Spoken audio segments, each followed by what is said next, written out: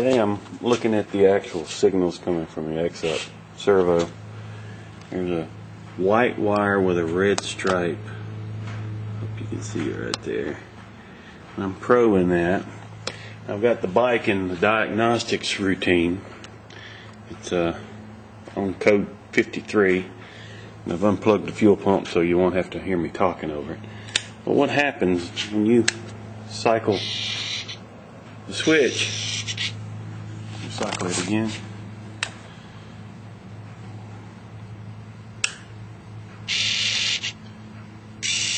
That's your EXUP servo. This is a diagnostic test for it, and that would be moving the cables and moving the butterfly and the EXUP valve in your exhaust canister. And this red and white wire is a potentiometer feedback to the ECU to tell it where it is. And if I can get me and the camera out of reflection here, from 2.64 volts to 4 volts. 4 volts, 2.6. See? 4, 2.6. 2.6, 4, 2.6. So now you see how those correlate with each other. So next I'm going to probe the servo motor wires itself so you can watch it reverse. Here's what else. I'm probing that black wire with a white stripe, and that's on channel B, and channel A is going to the black wire with a red stripe. I hope you can see that. Black wire with a red stripe. Okay, so when you come over here to the meter, if I can get a good picture of it here. Alright, channel A is on one of the wires, channel B is on another one of the wires. Now you'll watch when it moves one direction, one leg goes high, the other goes to ground, stays at ground. Then when it moves the other direction, this one will move high while the other one stays at ground. So that's how it's flip-flopping that motor. So I'll reset it. See, channel A went to high, and then channel B went high. So let's remind you, A's going high, B's going high. And then there's some centering. A's high, other direction, B goes high. Then there's some centering of the servo that happens afterwards. And that's what you see here. I'll try to capture a hold of it here. Didn't get it. So you can see that.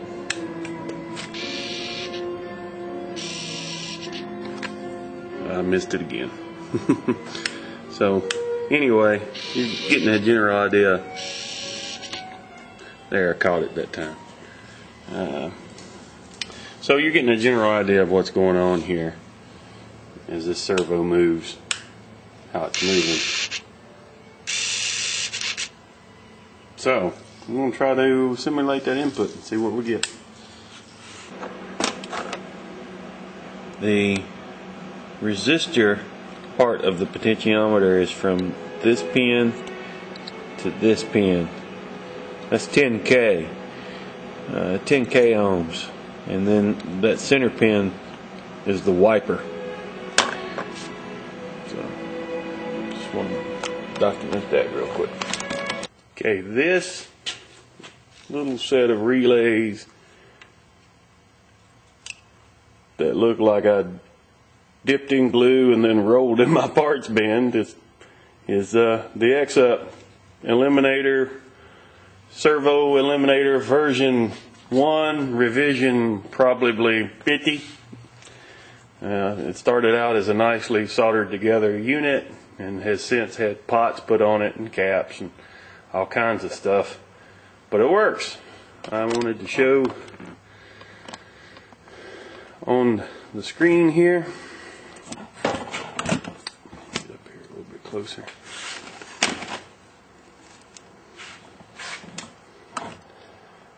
Okay, I have got the bike in the diagnostics routine. I'm on diagnostic screen 53. So when I toggle that, you can see it goes from low to high and then back to low. Let me go to a slower screen here.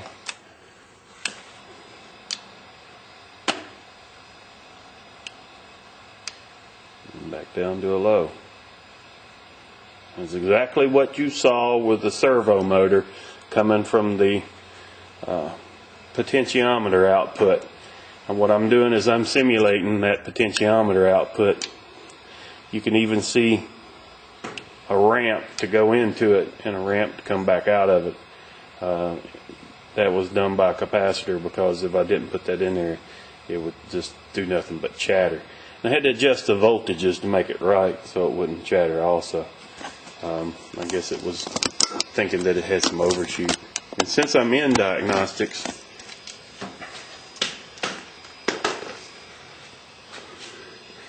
wanted to show, when you go to, I've been running this quite a bit.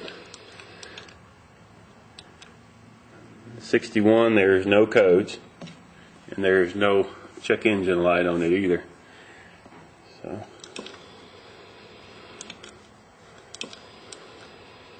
61, 62, 63 is where you find all your faults, if my memory serves right.